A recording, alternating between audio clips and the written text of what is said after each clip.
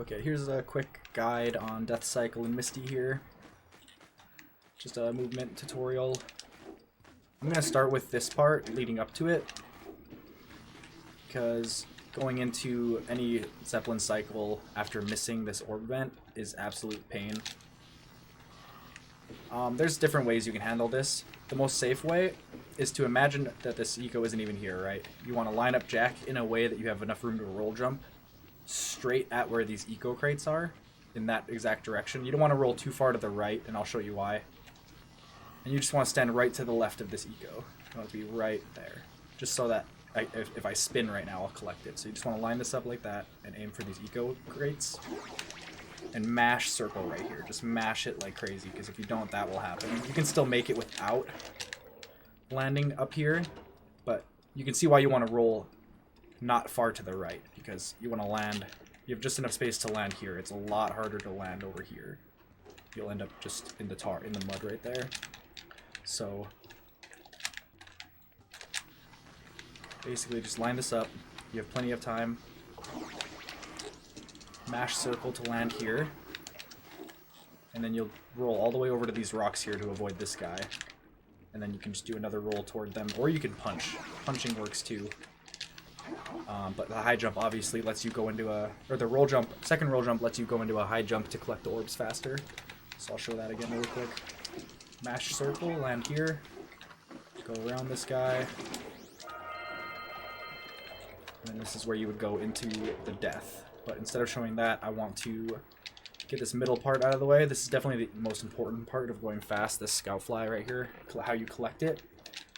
It might be instinctive to just collect it by roll jumping like that, or even, whoops, or even just jumping over here and, you know, collecting it like that somehow. But this is pretty important movement because it lines up your spacing for the rest of this segment. So I'll just start right here because this is where the spacing starts. So you know to do it extended here. You land here, and you want to start from here with a punch, not a roll. Because if you start with a roll, then you have to punch toward the orbs there, and it's a lot harder to collect all of them with the restricted momentum of a punch. So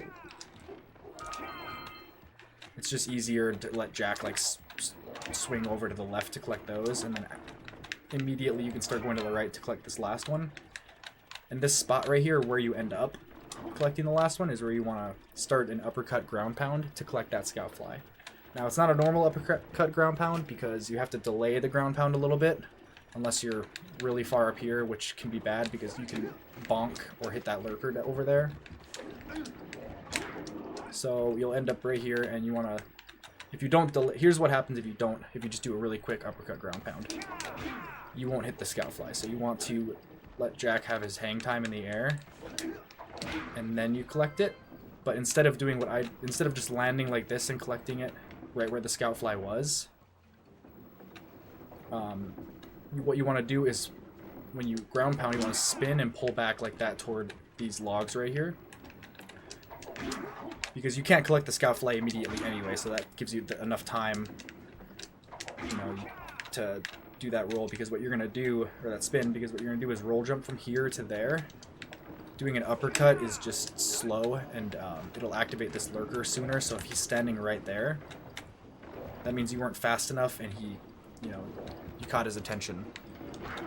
So another thing that can happen if you just start the roll jump right here is you can bonk on like any of this stuff here. You can fall down like that and get hit by this guy if you're too close.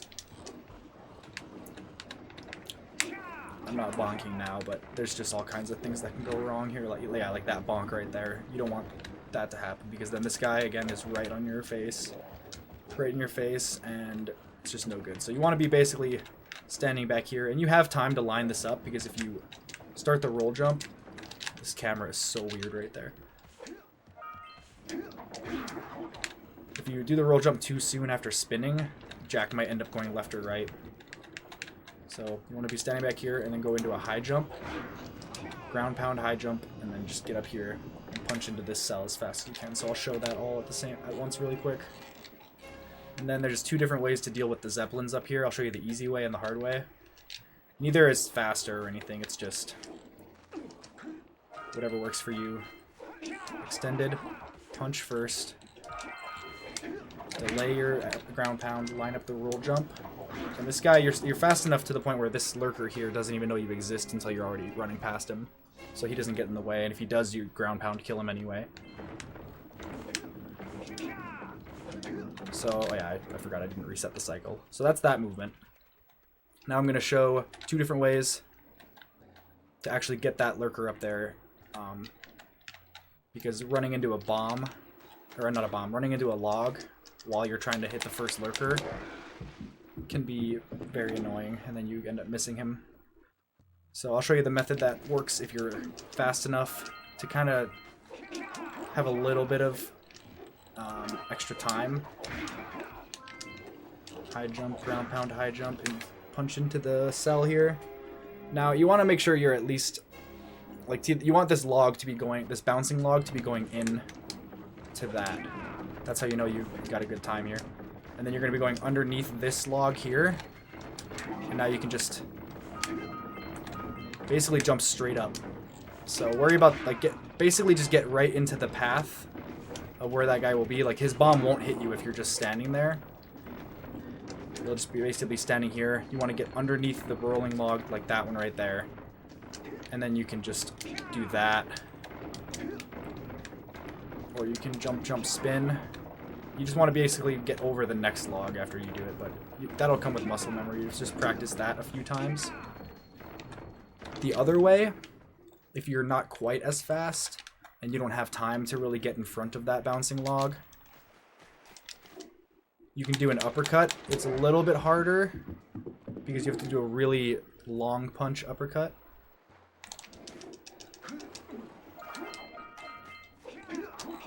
Like, I might even mess it up just because it's really not easy. Ground pound on this guy so it doesn't hurt you. Sometimes he'll be, his RNG, he'll be standing to the left a little bit more in your way.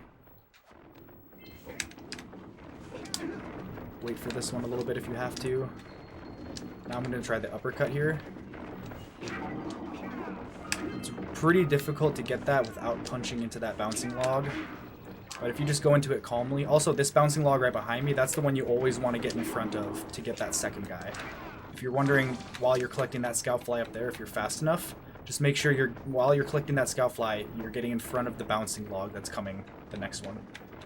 So, even if you have to, like... If you have 2 or 3 health left, taking damage on a log just to, like, speed up a little bit might not be a terrible idea. Just don't panic and, you know, end up just rolling off the, you know, the bridge or something crazy.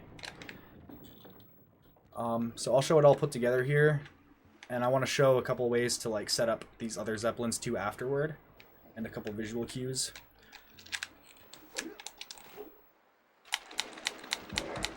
Always be prepared after you... Well, actually, the first thing you can do is once you can see the shark in the water here, you want to dive into the water, fast swim out here, and now that I can see the shark, I want to... You know, the lower you go into the water, the faster he eats you. Roll jump. Collect those orbs.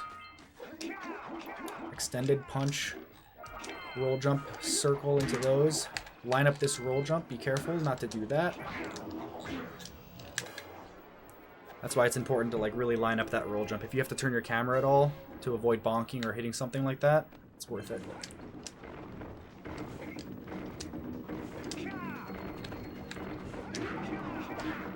Now that I took damage there, it's not a big deal because now I can rush over to this fly, and you want to get in front of this bouncing log to get the next guy. Then you can collect this health. You should have time. This guy's going down. Jump, jump, and then spin when you're next to him. Don't spin too early or too late, obviously. You're gonna go for this. Oops. You're gonna go for this guy right in front here. I pressed the wrong button. Get on his left side so that you can start curving right as soon as you collected him. And then get on the right side of this guy here. Oops, okay. Well, yeah, you would get him. I kind of stalled a little bit. Yeah, obviously you won't want to wait for that cycle there, but take your time with the scout fly. Don't let yourself just fly off the ledge there. That would not be good.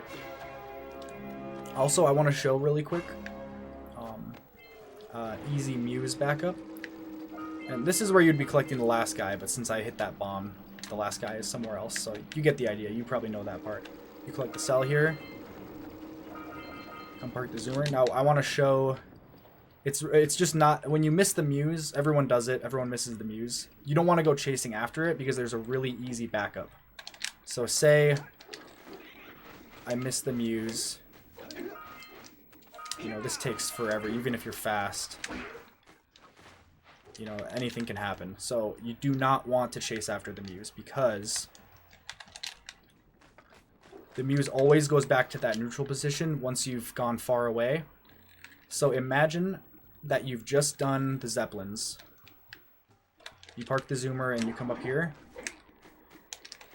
You're going to collect these orbs. Whatever. Come over here.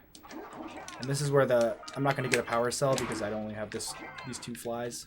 But instead of going for that cell, you want to remember you missed the Muse. You're going to come down here. These 3 orbs, you want to stand next to them. You're going to punch down here. And this crack right here is kind of like the line. Like if you go past this crack, that's where you'll activate the Muse.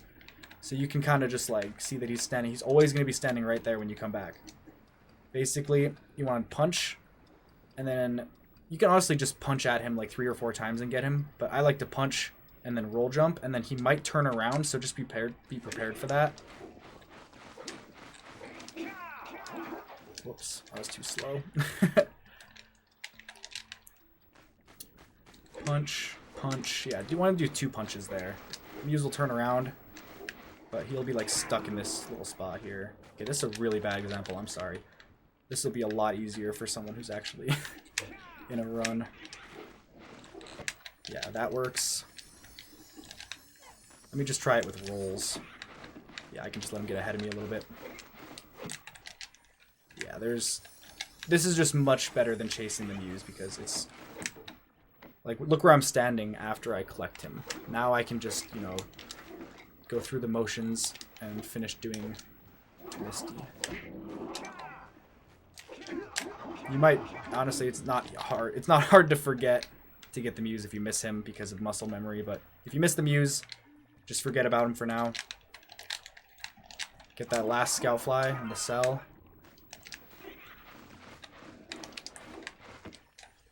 Yeah, he's pretty slow over here, and this is all flat ground. This is the only real open area where you can, you know, do a bunch of rolls and stuff chasing him. But yeah, that is Death Cycle and Muse backup.